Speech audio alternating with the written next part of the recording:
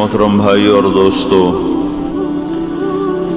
دنیا اور آخرت کی کامیابی کو اللہ تعالیٰ نے اس مبارک دین جس کا نام اللہ نے اسلام رکھا ہے، اس کے ساتھ مشروط کر دیا ہے۔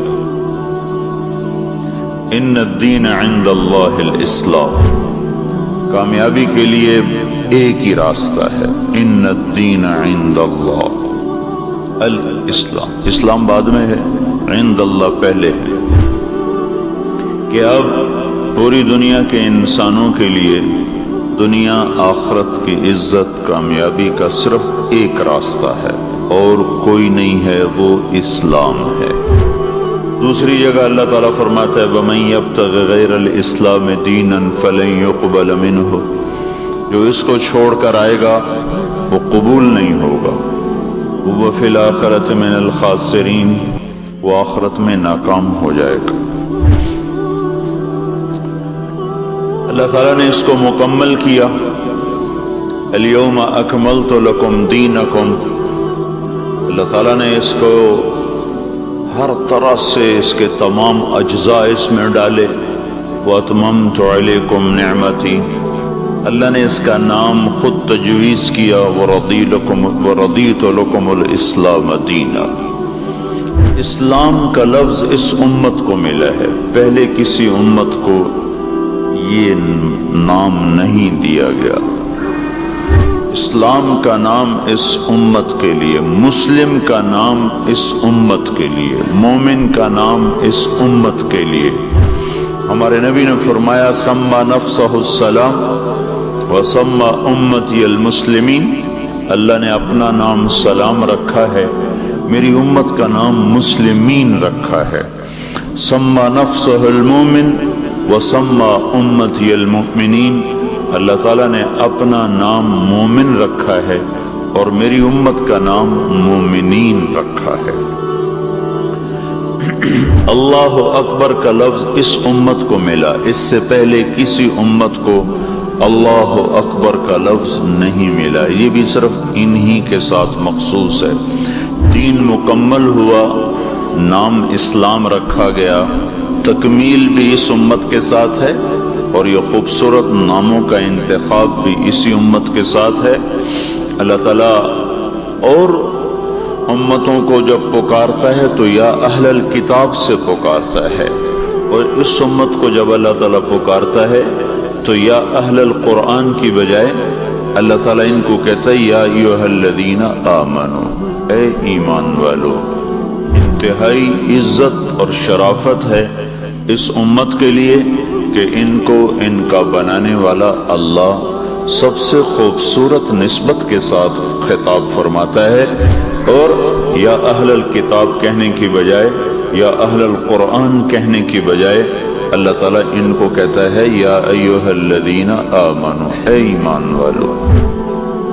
بھائیو، دنیا اور آخرت میں اب کامیابی کی ضمانت یہ دین ہے، باقی ساری چیزیں انسان کو بطور امتحان ملی ہیں، ان کی اللہ کی نظر میں کوئی قیمت نہیں ہے۔ اللہ نے اچھے کو بھی دیا ہے، برے کو بھی دیا ہے۔ فرعون بھی بادشاہی کر گیا ہے اور نمرود بھی بادشاہی کر گیا ہے، اور داؤد علیہ السلام نے بھی حکومت کی ہے، اور سلیمان علیہ السلام نے بھی حکومت کی ہے۔ اللہ تعالیٰ نے پتھر کے پجاریوں کو بھی حکومت دی ہے، آگ کی پرستش کرنے والوں نے بھی حکومت کی ہے۔ 3164 سال ایران کی حکومت کا جھنڈا لہرایا ہے دھرتی پر، سارے اللہ کے نام ماننے والے لوگ تھے۔ عثمان رضی اللہ تعالیٰ عنہ کے دور میں آ کر ساسانی دور ختم ہوا ہے، تو اللہ تعالیٰ کے جو ماننے والے کیا ایک چھوٹی سی مخلوق ہے آگ، اس کے آگے سر جھکائے بیٹھے ہیں، گائے کے آگے سر جھکایا ہوا ہے، بندر کے آگے سر جھکایا ہوا ہے، درختوں کے آگے جھکے ہوئے ہیں، سورج کے آگے جھکے ہوئے ہیں۔ دنیا کا سب سے بڑا فاتح چنگیز خان سورج کا پجاری تھا۔ کیا عجیب بات ہے، دنیا میں سب سے بڑی فتوحات کی تاریخ لکھنے والا انسان مرتے دم تک اللہ کو نہ پہچان سکا، وہ سورج کی پوجا کرتا ہوا مر گیا۔ اس کے سارے فاتحین ہلاکو خان اور قبلائی خان اور طلوعی خان اور چغتائی خان اور جوجی خان جو اس کے بڑے بڑے سردار بھی تھے، اس کے بیٹے بھی تھے، سب سورج کی پوجا کرتے ہوئے دنیا سے چلے گئے۔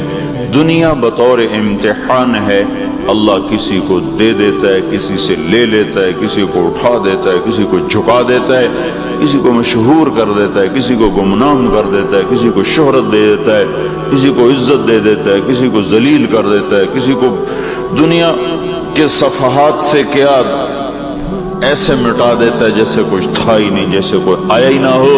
کسی کو طاقت دے دی ہے، کسی کو صحت دے دی ہے، کسی کو بیماری دے دی ہے، کسی کو علم دیا ہے، کسی کو تقوی دیا ہے، کسی کو خوبصورت بنایا، کسی کو قولا بدصورت بنایا، کسی کو خاندان اچھا دیا، کسی کو چھوٹا خاندان دیا۔ یہ سب چیزیں کسی بھی انسان کے بڑے اور چھوٹے ہونے کا معیار نہیں ہیں۔ اللہ تعالیٰ کے دربار میں بڑے ہونے کا معیار صرف ایک ہے، الا وانکم جعلتم نسبا وجعلت نسبی۔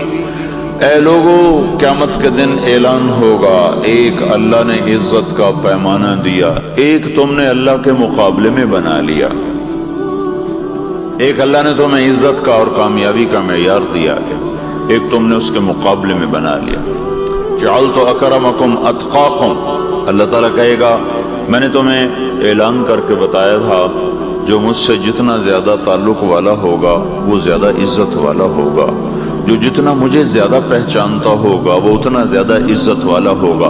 ولیکن ابیتم، تم نے انکار کر دیا، وکہا قلتم ان فلان ابن فلان خیر من فلان ابن فلان، تم میرے پیمانے تم نے توڑ دیے، میرے معیار تم نے قبول کرنے سے انکار کیا، اور تم وہ بڑا ہے، وہ بڑا ہے، وہ حاکم، وہ بادشاہ، وہ صدر، وہ وزیر اعظم، وہ سپہ سالار، وہ قریشی، وہ ہاشمی، وہ پٹھان، وہ راجپوت، جو اس طرح تم نے اپنے معیار بنانے شروع کیے۔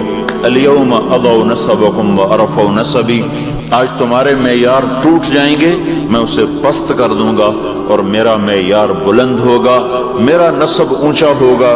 این المتقون، تقوی والے کہاں ہیں؟ اللہ تعالیٰ قیامت کے دن جو پکارے گا تو وہ سید قریشی ہاشمی عرب عجم ترک افغان نہیں پکارے گا، اللہ تعالیٰ قیامت کے دن پکارے گا تقوی والے آ جاؤ، اور ادھر ہوگا وامتازوا اليوم ایھا المجرمون، آج مجرم الگ ہو جاؤ، اس میں عرب ہے، عجم ہے، افغان ہے، پٹھان ہے، ایرانی ہے، ترکمانی ہے، وہ پنجابی ہے، سندھی، بلوچی ہے۔ وامتازوا، ایک طرف ہو جاؤ، کون؟ ایھا المجرمون، نافرمان ایک طرف، مجرم ایک طرف۔ این المتقون، تقوی والے کدھر ہے؟ ادھر آ جاؤ۔ این اہل الفضل، این اہل الصبر،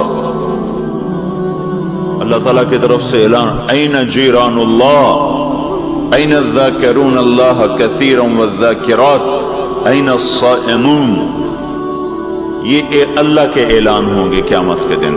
تو بھائیو، دنیا اور آخرت کی عزت کا معیار اسلام، کامیابی کا معیار اسلام ہے، اور اللہ تعالیٰ ہمیں دعوت دیتا ہے یا ایھا الذین آمنوا ادخلوا فی السلم کافہ، اے ایمان والو اسلام میں پورے داخل ہو، پورے، ادھورے نہیں، پورے داخل ہو۔ یہاں اللہ تعالیٰ نے اسلام کو ایک گھر سے تشبیہ دی ہے، ایک گھر، ادخلوا فی السلم، مسجد کے اندر آ جاؤ، جیسے میں کہتا ہوں بھائی مسجد کے اندر آ جاؤ، تو اللہ تعالیٰ کہہ رہا ہے اسلام کے اندر آ جاؤ، پورے کو پورے اسلام کے اندر آ جاؤ۔ تو یہاں اللہ تعالیٰ نے اسلام کو تشبیہ دی ایک گھر کے ساتھ، فی کا لفظ اسلام کو ایک گھر کے مشابہ بنا رہا ہے، اور گھر ہمیشہ بنیادوں سے اٹھایا جاتا ہے، چھت پہ جا کے مکمل ہوتا ہے۔ گھر بنانے کا یہی نقشہ شروع سے چلا رہا ہے، بنیاد لوگ اٹھاتے ہیں اور پھر اس کے اوپر دیواریں کھڑی کرتے ہیں، چھت پہ جا کے وہ مکمل ہو کر رہنے کے قابل ہوتا ہے۔ اللہ تعالیٰ نے کہا اسلام میں داخل ہو، گھر سے تشبیہ دی۔ اللہ تعالیٰ کے نبی کی 2 حدیثوں نے اس گھر کی وضاحت کر دی کہ یہ گھر کہاں سے شروع ہوتا ہے اور کہاں جا کر یہ گھر ختم ہوتا ہے۔ ابتدا میں بنیاد ہے، انتہا میں چھت ہے۔ تو اسلام کے گھر کی ابتدا کیا ہے؟